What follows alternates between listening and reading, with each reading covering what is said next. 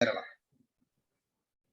Dr. Balakrishnan had awarded Royal College of Edinburgh awarded FRCP in 2016 and Glasgow in 2015. International Medical Science Academy awarded the honorary fellowship of HIMSA, the most prestigious fellowship of Indian College of Physicians. FICP awarded to him in 2019. And he's working as Executive Committee member of API Kerala chapter, a life member of IMA, and Vice President of Pioneer branch in 2 consecutive terms. He established the research wing at Periyar Medical College, founder, director of PAMPOS, started the first diabetic clinic at Kannur Medical College, Periyar. With this word, I invited Dr. Balakrishnan Valliot.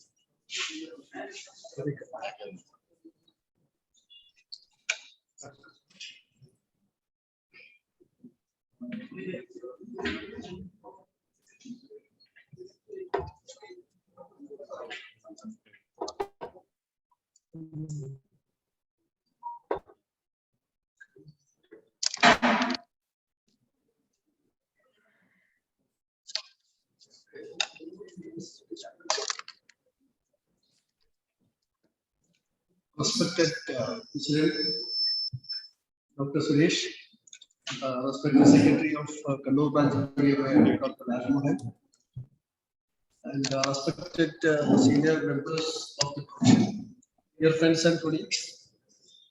At the outset, let me thank the Kannur branch IMA, especially Dr. Rajmohan and his team for inviting me to this presentation on vitamin D. And as you are aware, it's one of the most important contemporary topic in medicine, vitamin D. But again, there are a lot of controversies and issues regarding the excessive use of vitamin D. So I will name it as the hype as well as the hope. And vitamin D, the deficiency was first detected in the early 17th century.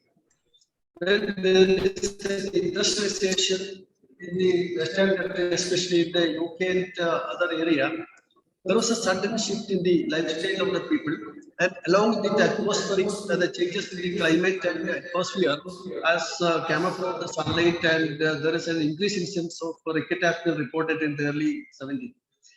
But initially, it was not known what could be the exact cause for this increased incidence of bone and skeletal deformity, which we initially called as bone deformity and rickets. And extensive research by Elmer, McCallum, etc. found that it is due to deficiency of some factor, nutritional factors, and later a series of research and experiment has shown that the vitamin D deficiency led into rickets. And it was a hot topic during that period, nearly around 100 years and 100 years back. But when the other vitamins like B-complex group of vitamin and other nutrient has entered into the scene, and the people started forgetting about the vitamin D, and then our focus shifted to other areas in the field of medicine and in nutrition. But in the last 10 years, there is a heightened interest, and there is a tremendous interest in the topic of vitamin D. And nearly in the last decade, nearly 5,000 research paper has appeared related to the vitamin D, which has showed that there is a heightened interest on this topic. And again, now after the COVID, that is after 2020, the more research on the immunological aspect and the role of vitamin D in the prevention as well as the treatment of the infection and its immunological role has emerged. And now, as well, when we are talking about this vitamin D, this is one of the most important contemporary topic in medicine.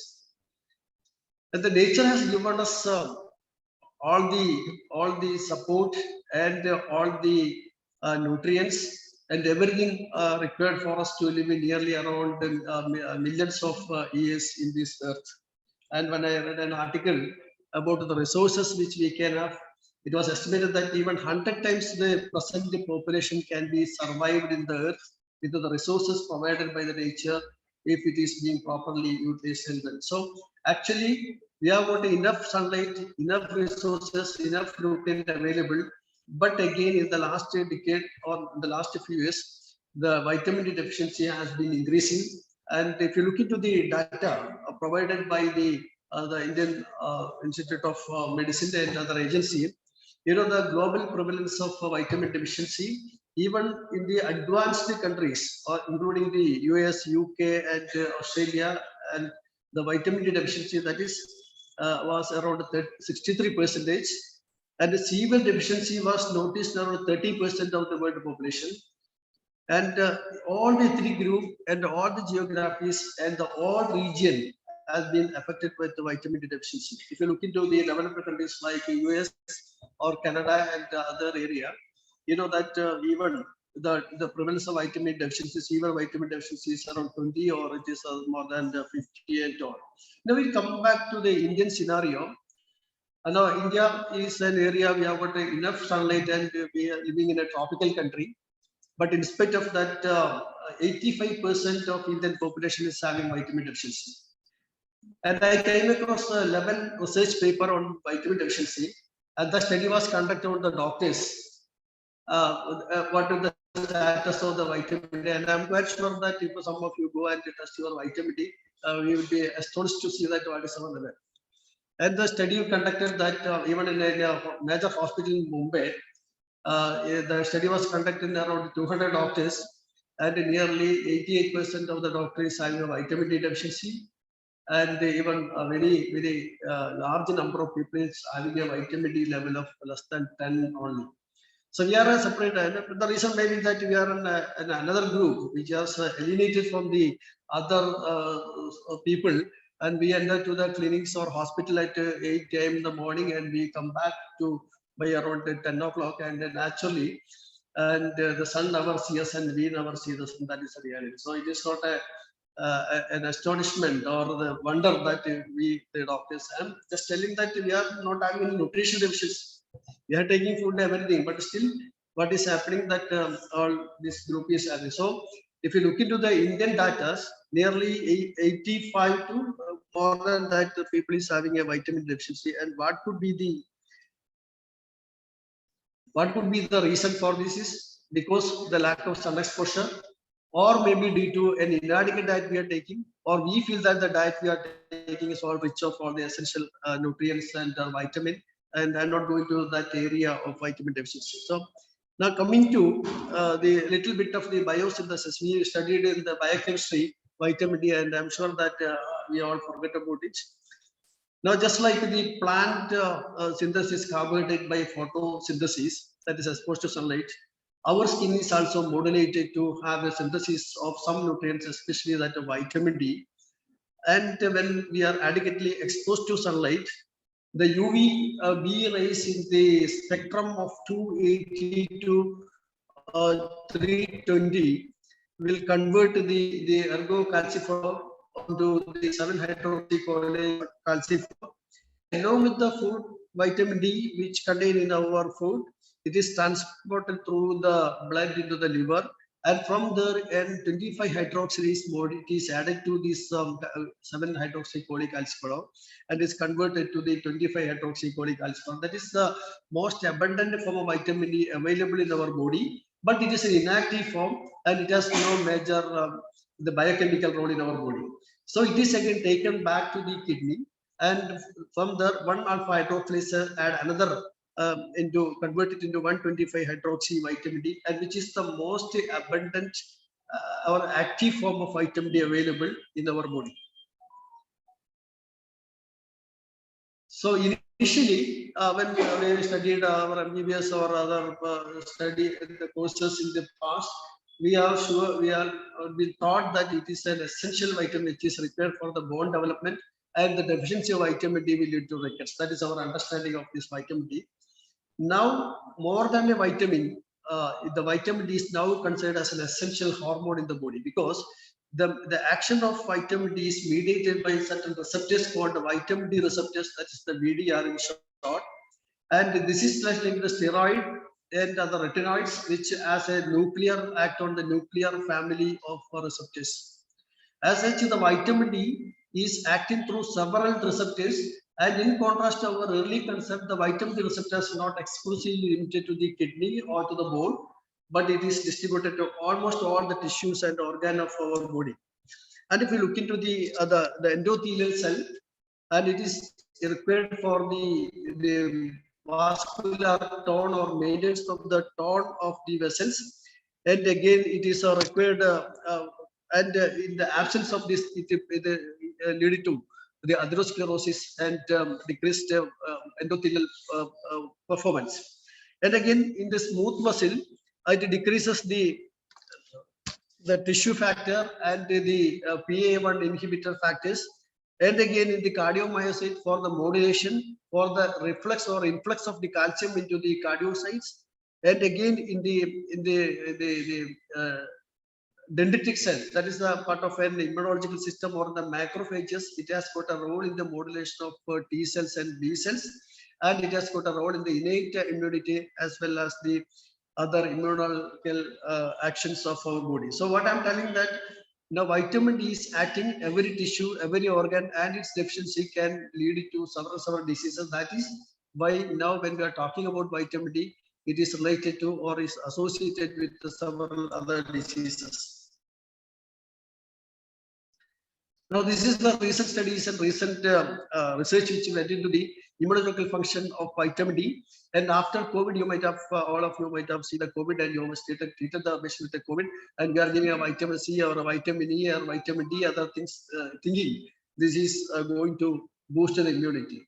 So we are not quite sure whether how it acts and how it improve our immunity. Now we have a lot of studies and research papers available, which clearly shows what is the actual mechanism of this vitamin D in the promotion or increasing the immunity.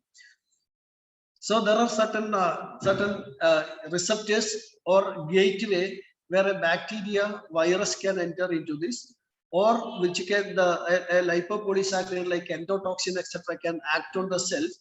And if the vitamin D modulate this TOL like receptors, and also when it combined with the certain cytokines or intermediaries of the inflammatory process or immunological factors, it will lead to a lot of ROS, that is reactive oxidative species.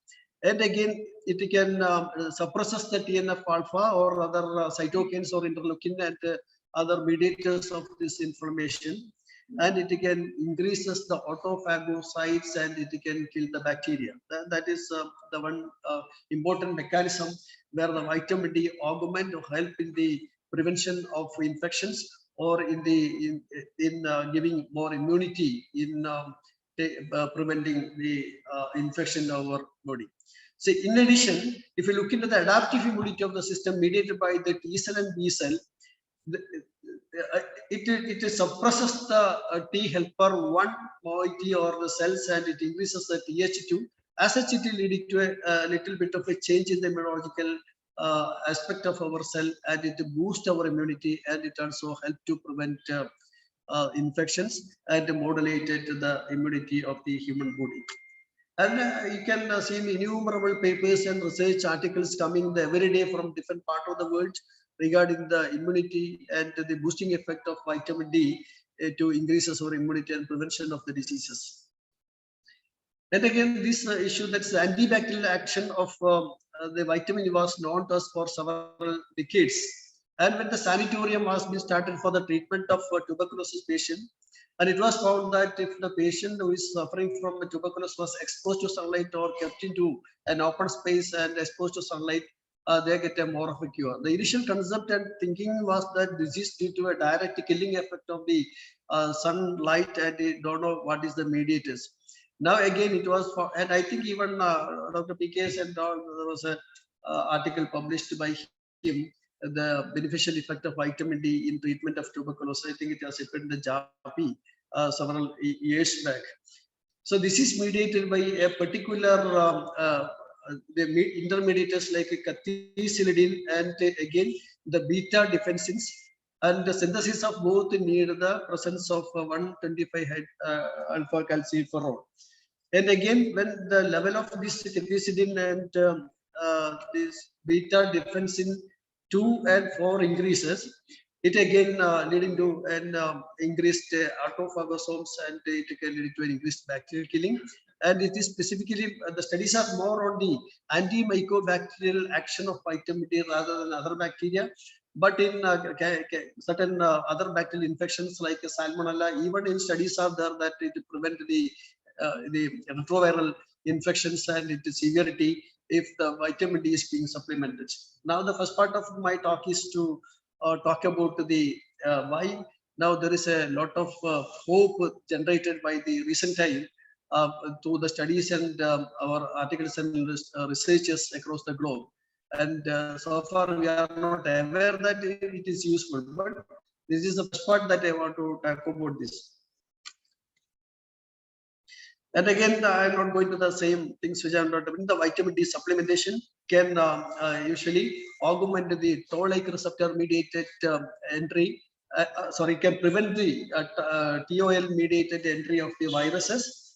And again, it increases the beta defensin 4, and it generates a lot of nitric oxide.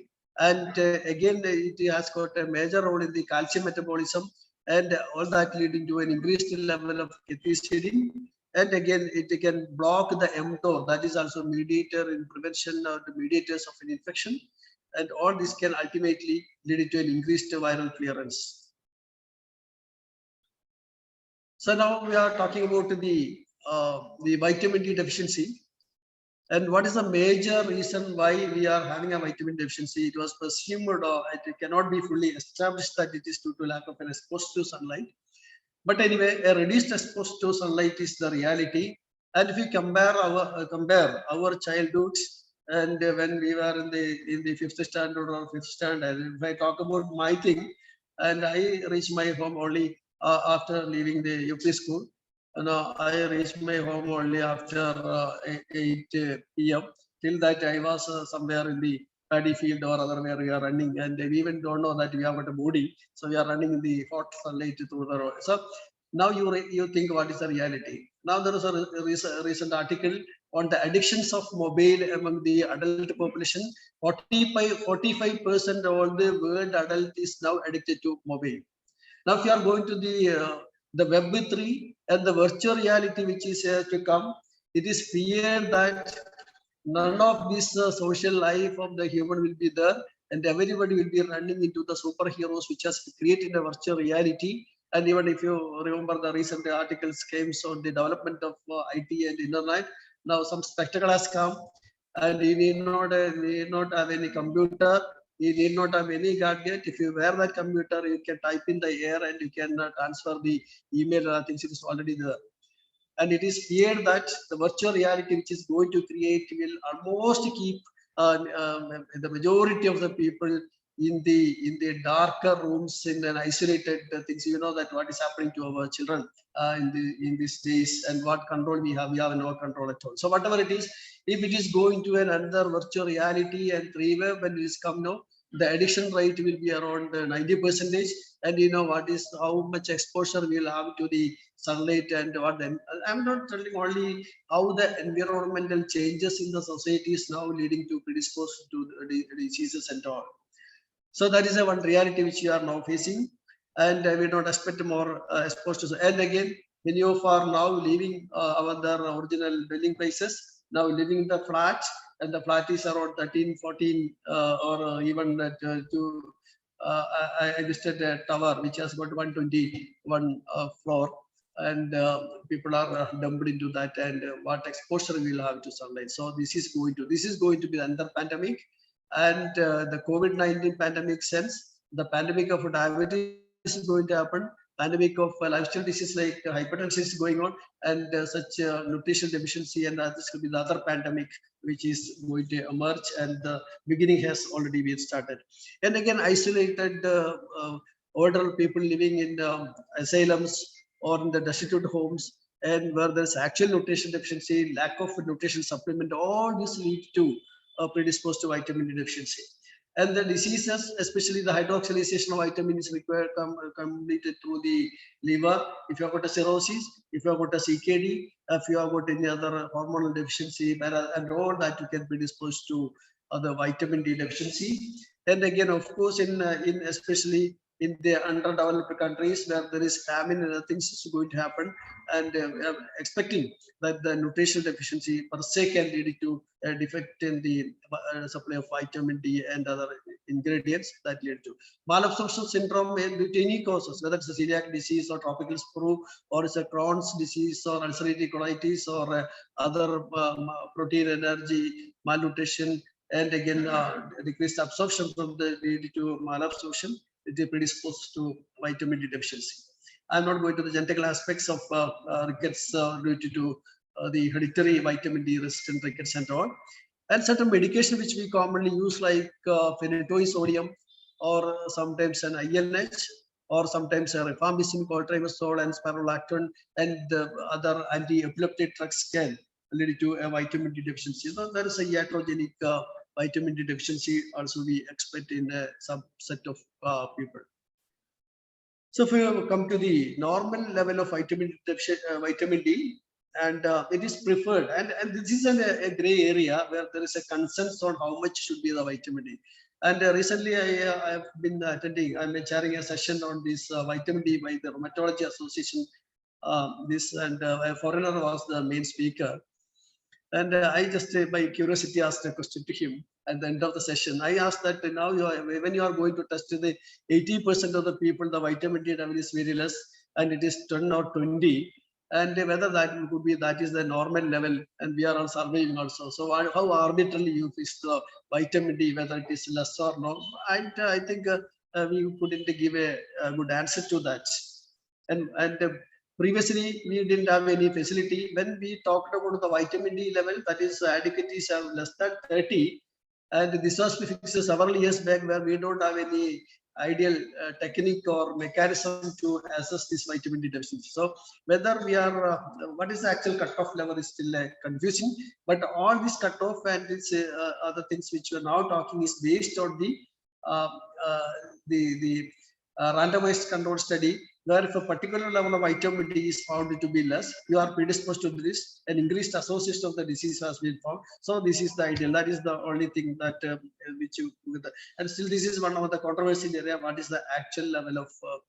I told you even the study which you conducted in a hospital, 80% of the doctors who are deficient, they are all very healthy. They don't have any disease as such. So whether with that vitamin D level they are thriving, whether it could be the normal. I'm not going to that controversy area, but there is a controversy about the normal level. But if the vitamin D level is less than 30, there is an increased association of certain diseases. So it is ideal, it is best that you maintain the vitamin D at around 30 nanogram per ml. And in between 50 and 75, 50, 80 appears to be the normal ideal vitamin D level. So you have to supplement, or you can correct it to maintain up to that level. And when it crosses 100 nanogram per ml, we think we are going to a level of vitamin D toxicity. And after the COVID incidents, now we have got several cases of vitamin D toxicity has come. And once you start on the vitamin D, just like anti-diabetic, when I start a anti-diabetic or hypoglycemic or insulin patient, and they come back to me after 3 years, I thought that he might have gone to another doctor because you're not happy with me. But they came and tell that I'm taking the same thing. So the same thing happened with the vitamin D also. Once we start the vitamin D in the COVID is already disappeared, and it is disappearing. And still the vitamin D, they maybe go on continue the same doses which he has supplemented, that I don't know. So there are some cases of vitamin D toxicity has been now reported from several areas. Now, anyway, if the vitamin D level is less than 10, we call it severe vitamin D, or 12 or 10 by severe vitamin D deficiency. At the level of more than 100 nanogram, here it is, I think is 150 is given. In certain other papers and study, it is mentioned as more than 100, it can be a toxic level. So anyway, 150 or 100 to 150 level is the toxic level. And if you are monitoring and came across such a level, abruptly stop and the vitamin supplementation. Now there are a lot of, and almost all the diseases which we read in a Harrison or in Oxford textbook of medicine or other area, and all the disease now been attributed to vitamin. This is the second part what I want to talk. Whenever you talk any disease, you tell it is due to vitamin D deficiency, and that is the hype which is being generated on the vitamin D, and that is a major area of concern also. So before, and if you look into the list of the diseases where the vitamin D association or decreased vitamin D level predisposes, and all the autoimmune diseases, especially rheumatoid arthritis, systemic lupus erythematosus, and psoriasis, and all the disease been implicated with vitamin D deficiency. And again, all the dermatology, most of the eczema, dermatitis, and other disease has been attributed to vitamin D deficiency. And cardiovascular disease, I will be coming to one of the two studies on that. The cardiovascular diseases, respiratory diseases, Crohn's, and all that, and even type 1 diabetes, renal disease, and every disease has been attributed to deficiency of vitamin D level. Now, I want to tell you one thing. When we came across a particular disease, it is the causative. And one thing, if it is a risk, that means it is causing the disease. And sometimes it may be an association, that means it may not be the risk, but it is found that there is a deficiency also. So the vitamin D deficiency as a risk factor for none of the disease has been proved. But it is found there is an association. The association should not be taken or confused with that of a risk. Risk is entirely different.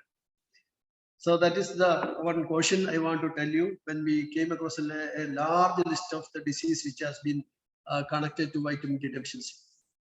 And again, this is one of the study, even the hypertension, it was found that the severe hypertension, was associated with the severe vitamin D deficiency, and if the vitamin D level was less than 50 nanogram, there is a 6.3 times increased risk of hypertension in male and that of 2.67 in female.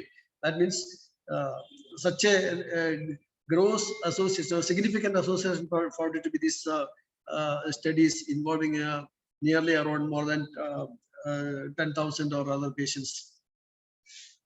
And there are several studies just poured into the vitamin D and the diabetes, and there can be a actual relation to this, because if you look into the physiological mechanism of insulin secretion, a sudden influx of calcium through the ATP potassium mediated ATP channel enter into the cell, then the calcium is entered into the cell, and that triggers the insulin secretion. That is the mechanism. So if vitamin is related to calcium and its deficiency can lead to impair this mechanism, and that we accept that there is a real relation between the development of diabetes mellitus as well as vitamin D deficiency. And again, it was found that is by Haponen et al. Has found that if the vitamin D level is less than 2000, there is an increased chance for development of type 1 diabetes. And this is again substantiated by the NHS study. That is a large sample size of nearly around 83,799 subjects were studied, and there is a gross association that in those age of more than 20 years, if there is a reduced intake of vitamin D less than 80 unit, there is a 33% chance for development of diabetes mellitus. I'm not going to read each and every study and outcome data due to paucity of time, but there is a clear association of diabetes mellitus and vitamin intake has been found. And this is the Salk Institute. You know, the polio virus, the Salk Institute has a pioneer research in the area of infectious diseases and development of the Salk vaccine for the polio. You may be aware. That same institute has conducted an important study that when the vitamin D was supplemented to the rat, how the proliferation and the regeneration of the beta cells occur in this group, and as you see from the second slide. So there is these are all the real original studies which has been reported in literature. And again, I'm not going to the other mechanism of the association. I already mentioned that we calibrate in calcium influx and other things related to and preventing the apoptosis and augmenting the beta cell function to prevent the diabetes mellitus. Again, the association of most of the neurological disease, they are telling it is due to vitamin D deficiency. Now, vitamin D is required for the brain development, synaptic function, calcium signaling, and regulating of neurotropic factors. Now, because of that, Alzheimer's disease and multiple sclerosis, Parkinsonism, autism, and so many other diseases has been found to be associated with vitamin D deficiency. And this is the good old original initial studies which has been conducted, the real association of vitamin D deficiency in rickets. And one of the other thing I want to tell you that in spite of this availability of the nutrition, vitamin D deficiency was very rampant in the UK, and later only when they fortified the milk, the incidence of the rickets has come down in the UK and other advanced countries recently, and still vitamin D deficiency and the rickets are very, very common in certain part of the world, including that of the developed countries. And we don't have the actual data. What is the actual? And we didn't came across. I don't know. Dr. Sulfi et al. Is came across rickets in children, and in general medicine, we didn't came across many of cases of rickets in the last several years. We didn't came across. Maybe we may not be identifying, not focusing to that area. But the pediatrics, of course, maybe. I don't know what the real scenario now about today. But in the literature, it is still even developed country vitamin D deficiency. And this is a study, a very good study, which has been found the associate. Now, if you are supplementing vitamin D, or what is the actual mortality reduction that you expect if you supplement a vitamin D, or the vitamin D level is less than 50 nanomolar versus with that of the 105. And you saw there is a nearly 25% reduction, mortality reduction is occurring in all cardiovascular disease, and 25% reduction in malignancies. And again, respiratory 10%, you see that the data is very clear that there is a clear difference between the mortality statistics of the vitamin D level and its supplementation. Now again, this is another core area where a lot of research papers coming, and it is again mentioned that all the diseases, especially most of the cancer which we came across in the clinical practice, has got an association. And this is also, they have conducted a randomized controlled trial, and they found that supplementation of vitamin D prevented several cancers. And we have got the data. I will show you this right now. But again, this is the last part of this has to be looked into. We need a discussion. Now, if the people living in the tropical area with clear exposure to sunlight and in the sunnier latitude, especially in the certain area like in the equatorial plane, and I'm not going to, I don't know whether I'm taking too much time on this. I have to go fast and finish it early. I don't know, because it's already crossing 9 o'clock. But the man, when originated from the deep forest of Africa, and they migrated to the equatorial plane of the Earth. And the equatorial plane of Earth, they got a lot of sunlight. And it was found that the skin changes from the African or people to the Europeans. You know, the Europeans are white and we are black people, or we are Africans. And this migration is also being for a better exposure to sunlight, so that they have got adapted to a better health and bone growth and increase in the bone strength. And there are studies which has been looking into this migration of the human being, which complete around 1 lakh years, that even the migration of the people has been determined by the nature to get a more exposure to sunlight, and many of the people who live in those area has got a less mortality, and that migration is controlled by or regulated by an unknown mechanism. And again, it was found that in certain black population, there is an increased incidence of colon, breast, and prostate and ovarian cancer, signifying or validating the fact that the sun exposure prevent a little bit of malignancy, or it has got a protective effect on malignancy. And this is a very good study which has been conducted. And when there is a supplementation of vitamin D, and it is found that breast cancer mortality has reduced by around 50%. And again, colorectal cancer again reduced by 50%, melanoma by around 20%, and again, multiple myeloma and so many other diseases has got a beneficial effect with vitamin D. And these are all good studies reported in 2009 to 2011, and even in 2019 we came across similar study. If you go into the Google or net, you can came across most of the studies. And this is another interesting study, especially in the current scenario of COVID. This is the most widely circulated slide, which is emphasizes the fact that the vitamin D can prevent a respiratory infection. And this is the study which has been conducted way before the COVID has come. And it is found that in the month where there is the peak month flu activity studied period of 1982-83 and nearly continued for around 10 years. And the average vitamin D level per month in certain area, it was found that respiratory infection like flu was very common when the sunlight was very less and the vitamin D availability was very less. And you can see from the slide how the fluctuation of the respiratory infection is tallied with the sunlight and the availability of vitamin D to this population. And this is a study conducted by Holik. Holik is the original man who extracted vitamin D. I think he's still living. And we came across a lot of authenticity study and a contemporary lecture by Holik.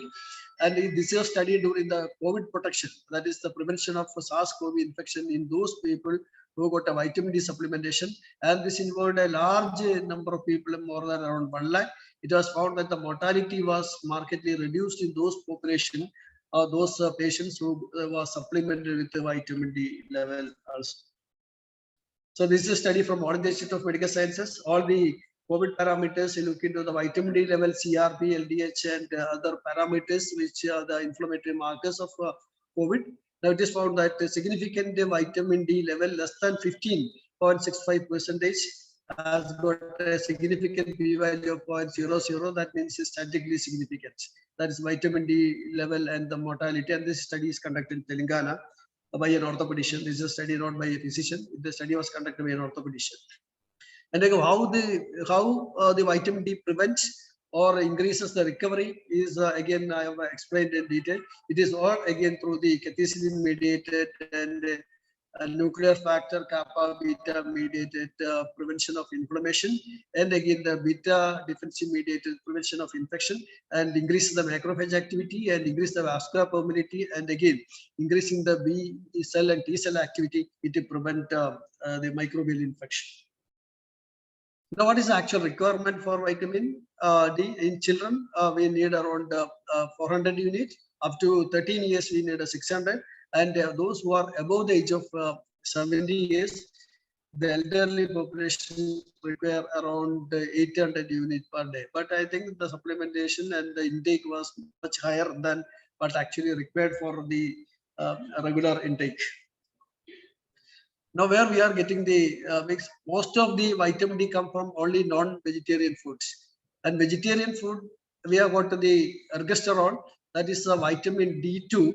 And when we ingest this vitamin D from the plant sources, probably it may not be that much assimilated and utilized by our body, because it is just like we are drinking mother's milk and we are getting the cow's milk.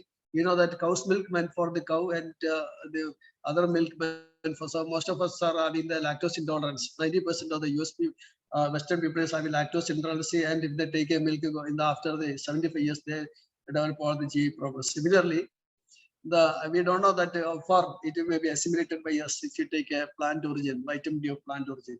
And most of the nutrient containing the vitamin D is of animal origin, and the fish is the best source. As you see from my first slide, and if you look into the vast sea, every time the fish come up to the surface, get enough vitamin D exposure to sunlight, it is supplemented with vitamin D, and it comes to our dining table. And this is the nature's food chain, and there is a clear food chain which is again maintained by the nature. So what we think now, as in the World Health Day, now we are talking about One Health policy. What actually the One Health policy which you are talking in the World Health Day is that alienating from the environment, you think you are yours health only. No, you have to look at the health of the other animals, other creatures in the planet, and also you have to try for a better environment. So that means nature has already created a better environment, better food chain, and better thing for the sustainability, as I told you earlier. And this is again been validating by the World Health Day slogan. That is what we are going for. So anyway, what I want to tell, the fish is the best source.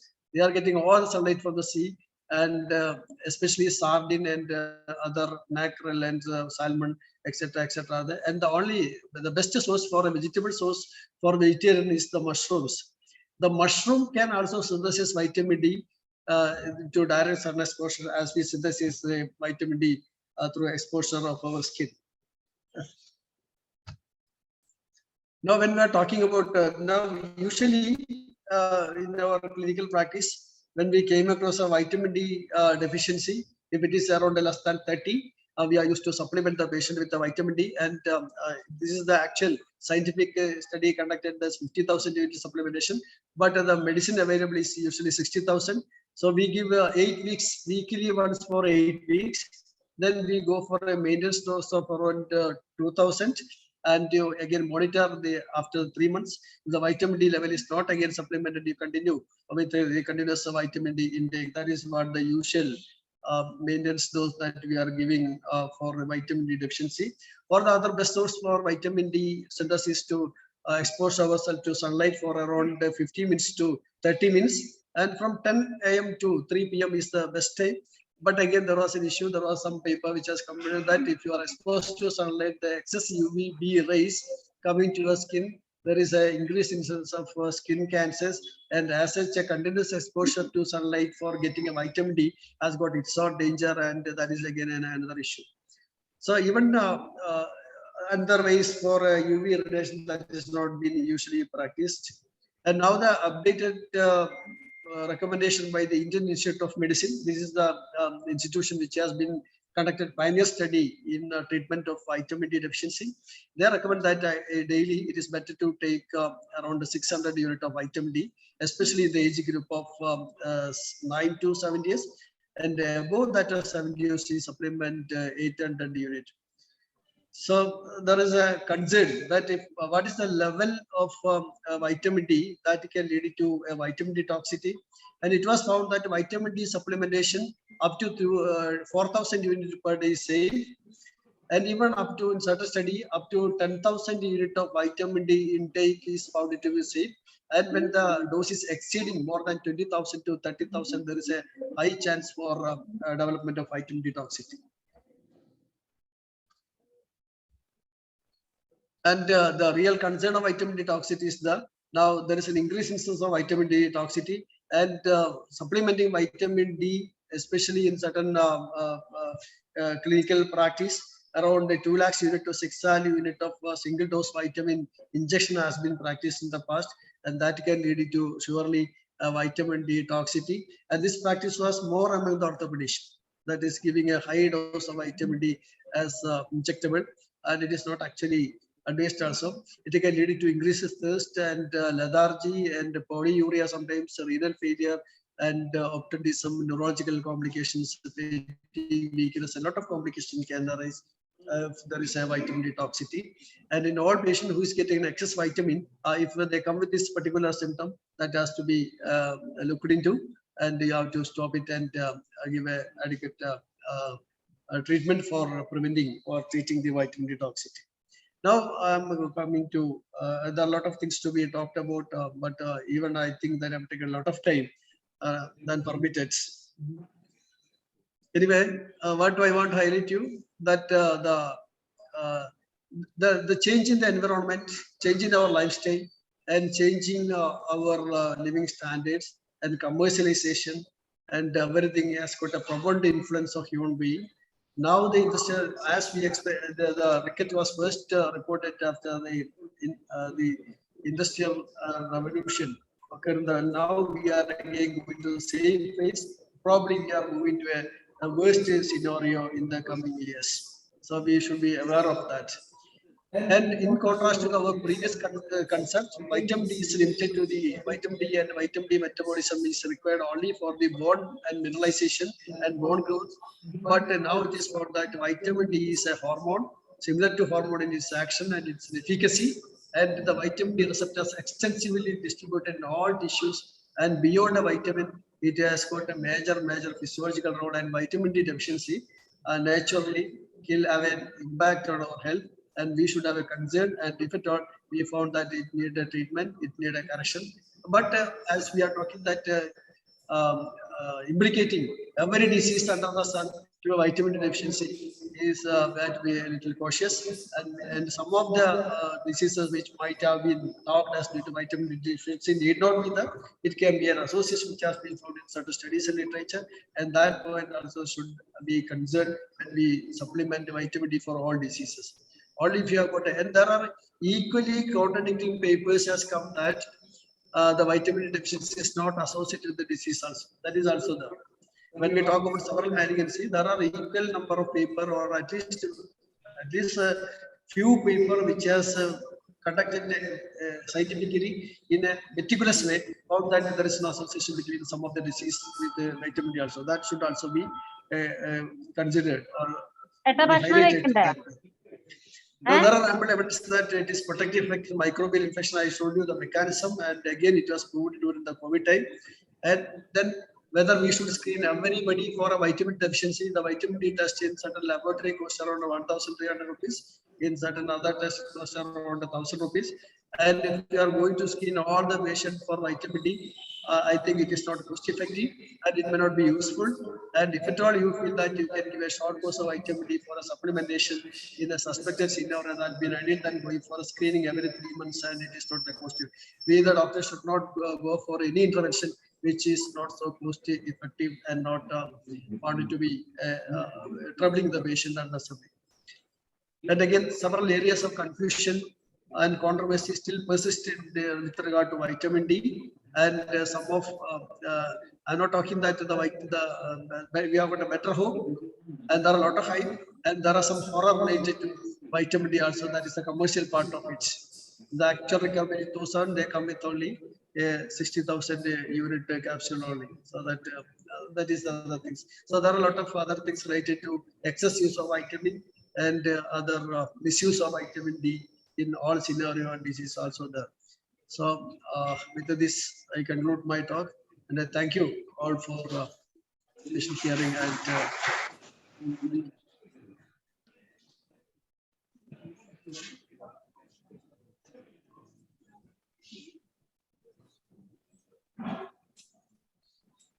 Thank you for the excellent and very informative talk on the vitamin D topics on the students. Any doubts, please inform.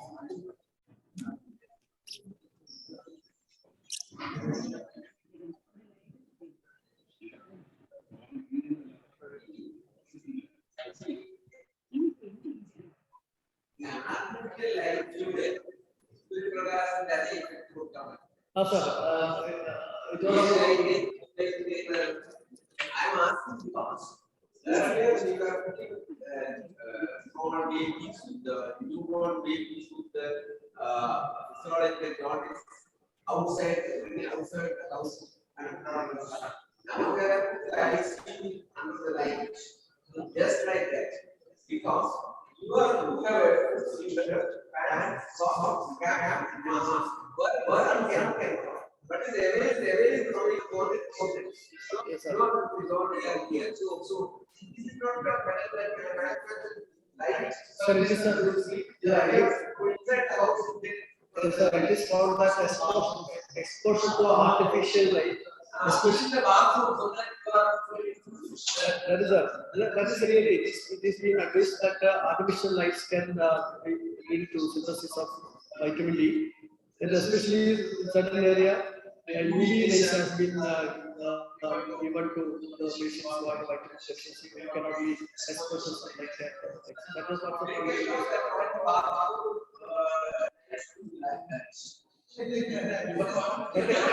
but equally concerned is that every time we go for UV rays, we go for vitamin D toxic and later you don't know. Thank you.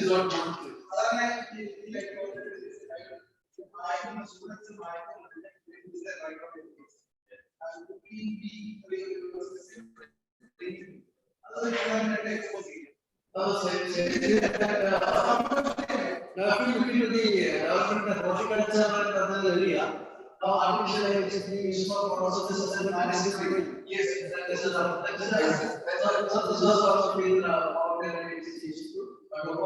what is practicable and machine probably will be able to give it a medicine. Then we can evaluate the exposed to artificial light and so, without the shirt, pants, It's not possible. It's our culture. So, what first certificates of who are actually trained, who have adequate exposure, and we started the wearing the clothes. We are possible that we can remove all those clothes and train It's not only another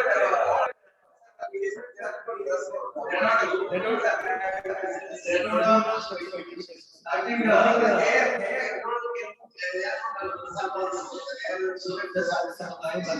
is what our customs and our changes in lifestyle that into vitamin D deficiency, including that of and I'm sure quite sure that most of the organizations with vitamin deficiency augmented because they have the BB kit and only even the face was not been exposed for nearly 2 years. And study conducted, genome study conducted in India, where the Indian population are genetically deficient of vitamin D3, and they are conducting lots of studies on the Western population, telling that we have to add vitamin D fortification of vitamin D3 to the food itself from the newborn to the older vitamin. I don't know how it is going, but studies that we are conducting for genetically deficient of vitamin D3. maybe due to the local changes or the geographical differences in diabetes. Our diabetes certainly different from Western diabetes. And even Asian origin child or man was born and brought up in the US, developed by diabetes, all the complications earlier than the Western countries. It is entirely genotyping mediated and genetically mediated the development of disease. So probably the concept of the genetically mediated predisposition or genetically prone maybe with this change in the geographical areas and aspects of I don't know genetic or other factors. just like the disease probably our means because we are very poor we are happy to have taking your vitamin and all that the disease cannot I have a question. I think the social component is they are linked to the vitamin D and reservoir classification. It's a scientific it's not scientific. Yes, actually in hospital analysis like CAD or other area. And we expert that this is actually clinically not to vitamin D. It is due to dissolution of calcium in the vitamin D accumulation. And if we get excess of vitamin D and we have just more of calcium. And then especially there is a calcium in the rickets or also and this calcium actually going to the vessels and spiritual vessels and to lead to aspirational vessels rather than absorbed by the body. And you know that when we go for a calcium score and myocardial infarction and cirrhosis, this is being estimated, the calcium deposit per vessel. That's the risk factor for the development of myocardial infarction and the cerebrovascular CVD. And it is also found that if there is an excess calcium in the underlying disease, which this calcium cannot be actually directed over to certain area, it can get into the vessels and that can lead to toxicity and predisposition to cirrhosis and therapeutic risk.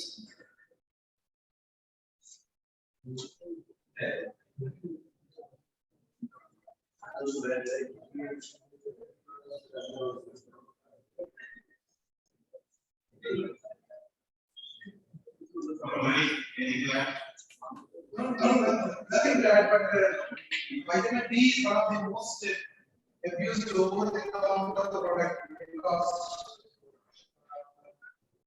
coming years we are going to see more of vitamin D toxicity than deficiency. Because you get green and there's a wrong message coming. There are also probably not in the wrong message that vitamin D 60,000 has to be regularly taken. There has to be, you have to demonstrate vitamin D deficiency. Otherwise, the standard other 2,000 not supposed to say 60,000 because they are now more aware of vitamin D toxicity. Because the height created by vitamin D that is the heartbeat for all diseases. That is wrong. Definitely deficiency causes whatever sir said wonderfully. But the message is that it is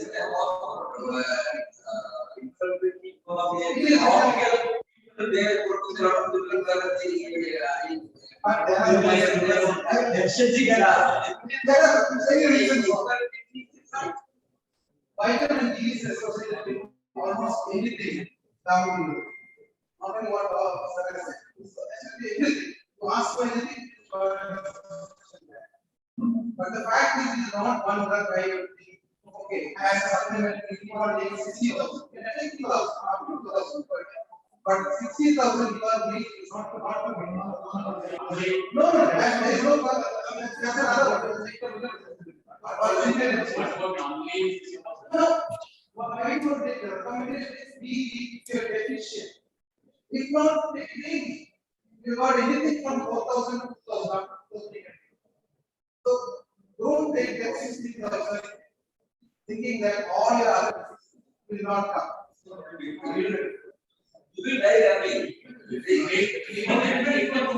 We as doctors are not going to increase quantity of people. We are just improving the quality of life. Nobody of us, however good doctor you are not going to increase the longevity of a person. You are only increasing the quality of life. Longevity has increased. No. It's like cholesterol. About the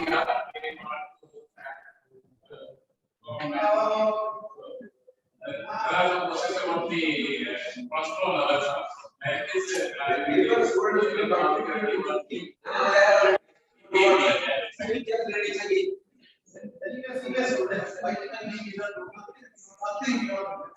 Have you ever seen a test? I have never seen a test.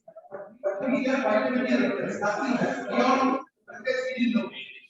But only 10 years, there's so much of The estimation was not available in our case. see, not only the estimation, the pharma company is background something that anybody can take it at any time.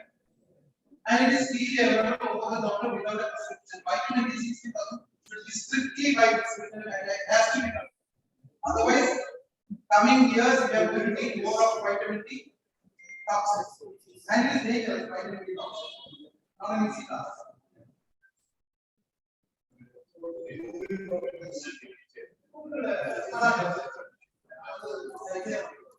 Normal question. We were discussing.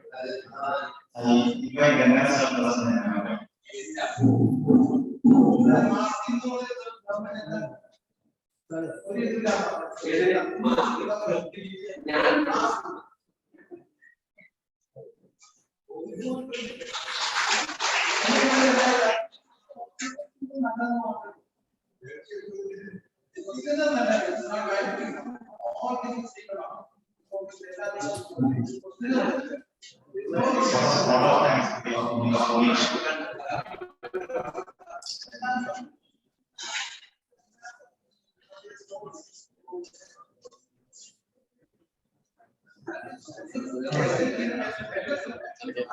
Good evening, everyone. Dr. Balakrishnan Valliot. We belovedly call him Valliot, sir, being an alumnus of Kannur Medical College. Sir has wonderfully demonstrated every finer details of vitamin D, its current status. Thank you, sir, for accepting our invitation.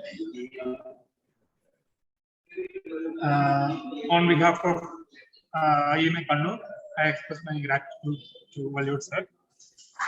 And I am thankful to each and every one of Kannur IMA who attended this meeting. Thank you.